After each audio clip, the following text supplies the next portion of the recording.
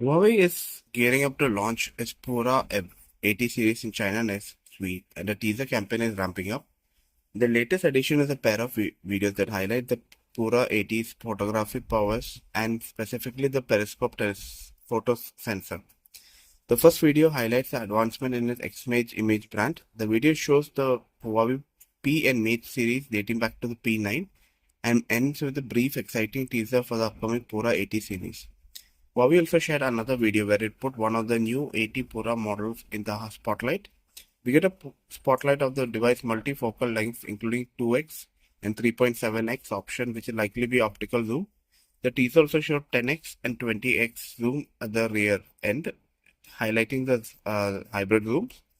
The latest rumor is that the Pura 80 Pro and Ultra will offer a 1-inch type main sensor with variable aperture and RYYB color filter. The main shooter is expected to be complemented by 1 by 1.3 inch 50 megapixel periscope sensor and 50 megapixel ultra wide sensor.